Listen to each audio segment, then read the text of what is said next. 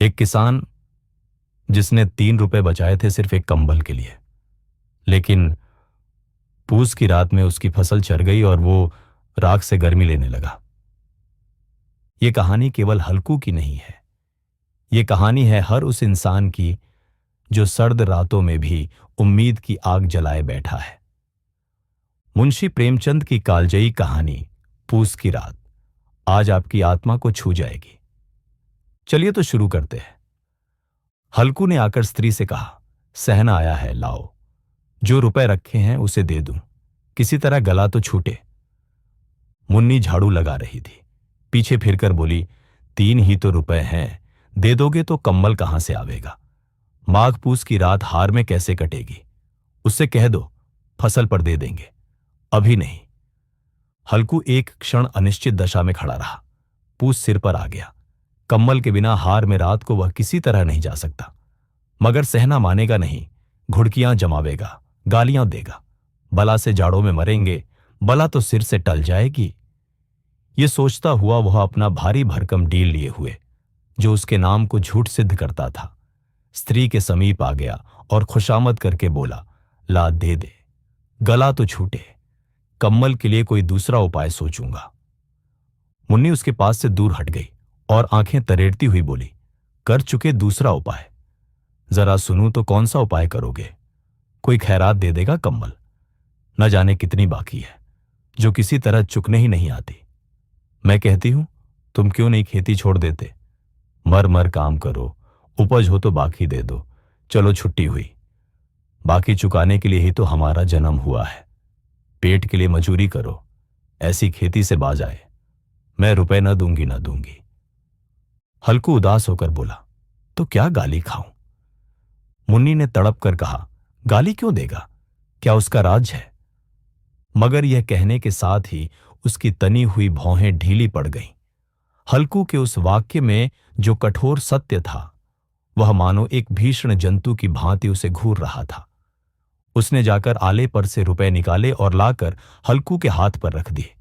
फिर बोली, तुम छोड़ दो अब की से खेती, मजूरी में सुख से एक रोटी तो खाने को मिलेगी, किसी की धौंस तो न रहेगी। अच्छी खेती है, मजूरी करके लाओ, वह भी उसी में झोंक दो, उस पर धौंस। हल्कू ने रुपए लिए और इस तरह बाहर चला मानो अपना हृदय निकालकर देने जा रहा हो। उसने मजूरी से एक एक पैसा काट कपट कर 3 रुपए कम्बल के लिए जमा किए थे। वह आज निकले जा रहे थे। एक एक पग के साथ उसका मस्तक अपनी दीनता के भार से दबा जा रहा था। पूस की अंधेरी रात, आकाश पर तारे भी ठिठुरते हुए मालूम होते थे। हल्कू अपने खेत के किनारे ऊख के पतों की एक छतरी के नीचे बांस के खटोले पर अपनी पुरानी गाढ़े की चादर ओढ़े पड़ा कांप रहा था। खाट के नीचे उसका संगी कुत्ता जबरा पेट में मुंह डाले सर्दी से कूं कूं कर रहा था।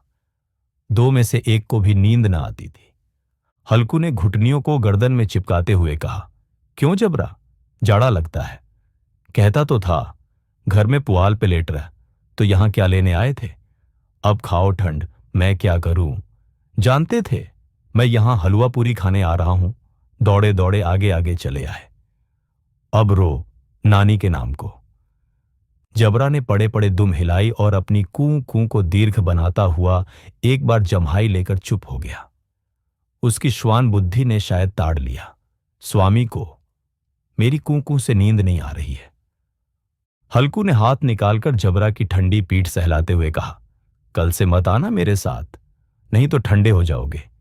ये रांड पछुआ न जाने कहां से बर्फ ले आ रही है। उठूं फिर एक चिलम भरूं, किसी तरह रात तो कटे। 8 चिलम तो पी चुका, ये खेती का मजा है। और एक एक भगवान ऐसे पड़े हैं जिनके पास जाड़ा जाए तो गर्मी से घबराकर भागे। मोटे मोटे गद्दे, लिहाफ कम्बल, मजाल है जाड़े का गुजर हो जाए। तकदीर की खूबी, मजूरी हम करें, मजा दूसरे लूटें। हल्कू उठा, गड्ढे में से जरा सी आग निकालकर चिलम भरी। जबरा भी उठ बैठा। हल्कू ने चिलम पीते हुए कहा, पिएगा चिलम, जाड़ा तो क्या जाता है, जरा मन बदल जाता है। जबरा ने उसके मुंह की ओर प्रेम से छलकती हुई आंखों से देखा। हल्कू, आज और जाड़ा खा ले, कल से मैं यहां पुआल बिछा दूंगा, उसी में घुसकर बैठना, तब जाड़ा ना लगेगा। जबरा ने अपने पंजे उसकी घुटनियों पर रख दिए और उसके मुंह के पास अपना मुंह ले गया। हल्कू को उसकी गर्म सांस लगी। चिलम पीकर हल्कू फिर लेटा और निश्चय करके लेटा कि चाहे कुछ हो अब की सो जाऊंगा। पर एक ही क्षण में उसके हृदय में कंपन होने लगा। कभी इस करवट लेटता, कभी उस करवट, पर जाड़ा किसी पिशाच की भांति उसकी छाती को दबाए हुए था। जब किसी तरह न रहा गया तो उसने जबरा को धीरे से उठाया और उसके सिर को थपथपाकर उसे अपनी गोद में सुला लिया। कुत्ते की देह से जाने कैसी दुर्गंध आ रही थी, पर वह उसे अपनी गोद में चिपटाए हुए ऐसे सुख का अनुभव कर रहा था जो इधर महीनों से उसे न मिला था। जबरा शायद यह समझ रहा था कि स्वर्ग यही है, और हल्कू की पवित्र आत्मा में तो उस कुत्ते के प्रति घृणा की गंध तक न थी। अपने किसी अभिन्न मित्र या भाई को भी वह इतनी ही तत्परता से गले लगाता। वह अपनी दीनता से आहत न था जिसने आज उसे इस दशा को पहुंचा दिया।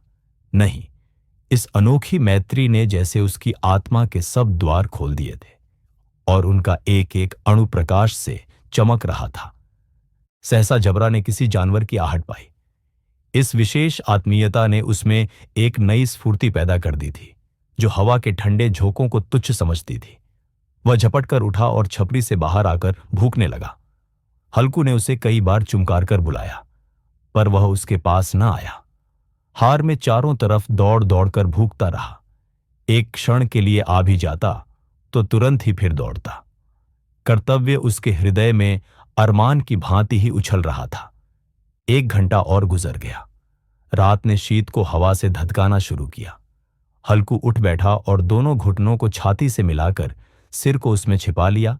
फिर भी ठंड कम न हुई। ऐसा जान पड़ता था सारा रक्त जम गया है, धमनियों में रक्त की जगह हिम बह रहा है। उसने झुककर आकाश की ओर देखा। अभी कितनी रात बाकी है। सप्तर्षि अभी आकाश में आधे भी नहीं चढ़े। ऊपर आ जाएंगे तब कहीं सवेरा होगा। अभी पहर से ऊपर रात है। हल्कू के खेत से कोई एक गोली के टप्पे पर आमों का एक बाग था। पतझड़ शुरू हो गई थी। बाग में पत्तियों को ढेर लगा हुआ था। हल्कू ने सोचा, चलकर पत्तियां बटोरूं और उन्हें जलाकर खूब तापूं।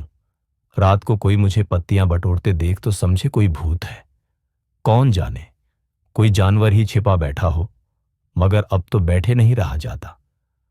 उसने पास के अरहर के खेत में जाकर कई पौधे उखाड़ लिए और उनका एक झाड़ू बनाकर हाथ में सुलगता हुआ उपला लिए बगीचे की तरफ चला। जबरा ने उसे आते देखा तो पास आया और दुम हिलाने लगा। हल्कू ने कहा, अब तो नहीं रहा जाता जबरू, चलो बगीचे में पत्तियां बटोरकर तापें। टांठे हो जाएंगे तो फिर आकर सोएंगे। अभी तो बहुत रात है।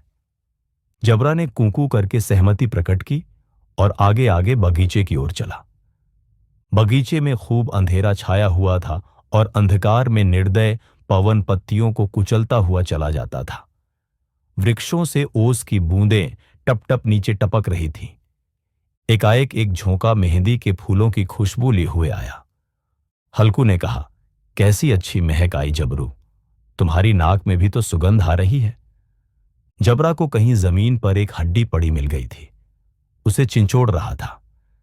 हल्कू ने आग जमीन पर रख दी और पत्तियां बटोरने लगा। जरा देर में पत्तियों का ढेर लग गया। हाथ ठिठुरे जाते थे, नंगे पांव गले जाते थे और वह पत्तियों का पहाड़ खड़ा कर रहा था। इसी अलाव में वह ठंड को जलाकर भस्म कर देगा। थोड़ी देर में अलाव जल उठा। उसकी लौ ऊपर वाले वृक्ष की पत्तियों को छू छू कर भागने लगी। उस अस्थिर प्रकाश में बगीचे के विशाल वृक्ष ऐसे मालूम होते थे मानो उस अथाह अंधकार को अपने सिरों पर संभाले हुए हों। अंधकार के उस अनंत सागर में यह प्रकाश एक नौका के समान हिलता मचलता हुआ जान पड़ता था। हल्कू अलाव के सामने बैठा आग ताप रहा था। एक क्षण में उसने दोहर उताकर बगल में दबा ली, दोनों पांव फैला दिए, मानो ठंड को ललकार रहा हो, तेरे जी में जो आए सो कर। ठंड की असीम शक्ति पर विजय पाकर वह विजय गर्व को हृदय में छिपा ना सकता था। उसने जबरा से कहा, क्यों जब्बर, अब ठंड नहीं लग रही है? जब्बर ने कूकू करके मानो कहा, अब क्या ठंड लगती ही रहेगी। पहले से यह उपाय न सूझा, नहीं इतनी ठंड क्यों खाते? जब्बर ने पूंछ हिलाई। अच्छा आओ, इस अलाव को कूदकर पार करें, देखें कौन निकल जाता है। अगर जल गए बच्चा तो मैं दवा न करूंगा। जब्बर ने उस अग्निराशि की ओर कातर नेत्रों से देखा। मुन्नी से कल न कह देना, नहीं तो लड़ाई करेगी। ये कहता हुआ वह उछला और उस अलाव के ऊपर से साफ निकल गया। पैरों में जरा लपट लगी, पर वह कोई बात न थी। जबरा आग के गिर्द घूमकर उसके पास आ खड़ा हुआ। हल्कू ने कहा, चलो चलो, इसकी सही नहीं, ऊपर से कूदकर आओ। वह फिर कूदा और अलाव के इस पार आ गया। पत्तियां जल चुकी थीं। बगीचे में फिर अंधेरा छा गया था। राख के नीचे कुछ कुछ आग बाकी थी, जो हवा का झोंका आ जाने पर जरा जाग उठती थी, पर एक क्षण में फिर आंखें बंद कर लेती थी। हल्कू ने फिर चादर ओढ़ ली और गर्म राख के पास बैठा हुआ एक गीत गुनगुनाने लगा। उसके बदन में गर्मी आ गई थी, पर ज्यों-ज्यों शीत बढ़ती जाती थी, उसे आलस्य दबाए लेता था। जबरा जोर से भूख कर खेत की ओर भागा। हल्कू को ऐसा मालूम हुआ कि जानवरों का एक झुंड खेत में आया है। शायद नील गायों का झुंड था। उनके कूदने दौड़ने की आवाजें साफ कान में आ रही थी। फिर ऐसा मालूम हुआ कि खेत में चर रही हैं। उनके चबाने की आवाज चरचर सुनाई देने लगी। उसने दिल में कहा, नहीं, जबरा के होते कोई जानवर खेत में नहीं आ सकता। नोच ही डाले, मुझे भ्रम हो रहा है। कहां? अब तो कुछ नहीं सुनाई देता। मुझे भी कैसा धोखा हुआ। उसने जोर से आवाज लगाई, जबरा जबरा। जबरा भूखता रहा, उसके पास ना आया। फिर खेत के चरे जाने की आहट मिली। अब वह अपने को धोखा ना दे सका। उसे अपनी जगह से हिलना जहर लग रहा था। कैसा दंदाया हुआ था। इस जाड़े पाले में खेत में जाना, जानवरों के पीछे दौड़ना असह्य जान पड़ा। वह अपनी जगह से न हिला। उसने जोर से आवाज लगाई, लिहो लिहो लिहो। जबरा फिर भूख उठा। जानवर खेत चर रहे थे। फसल तैयार है। कैसी अच्छी खेती थी, पर ये दुष्ट जानवर उसका सर्वनाश किए डालते हैं। हल्कू पक्का इरादा करके उठा और 2-3 कदम चला, पर एकाएक हवा का ऐसा ठंडा, चुभने वाला, बिच्छू के डंक का सा झोंका लगा कि वह फिर बुझते हुए अलाव के पास आ बैठा और राख को कुरेदकर अपनी ठंडी देह को गरमाने लगा। जबरा अपना गला फाड़ डालता था। नील गायें खेत का सफाया किए डालती थीं और हल्कू गर्म राख के पास शांत बैठा हुआ था। अकर्मण्यता ने रस्सियों की भांति उसे चारों तरफ से जकड़ रखा था। उसी राख के पास गर्म जमीन पर वह चादर ओढ़कर सो गया। सवेरे जब उसकी नींद खुली, तब चारों तरफ धूप फैल गई थी और मुन्नी कह रही थी, क्या आज सोते ही रहोगे? तुम यहां आकर रम गए और उधर सारा खेत चौपट हो गया। हल्कू ने उठकर कहा, क्या तू खेत से होकर आ रही है? मुन्नी बोली, हां, सारे खेत का सत्यानाश हो गया। भला ऐसा भी कोई सोता है? तुम्हारे यहां मड़ैया डालने से क्या हुआ? हल्कू ने बहाना किया, मैं मरते मरते बचा। तुझे अपने खेत की पड़ी है। पेट में ऐसा दर्द हुआ कि मैं ही जानता हूं। दोनों फिर खेत के डांड पर आए।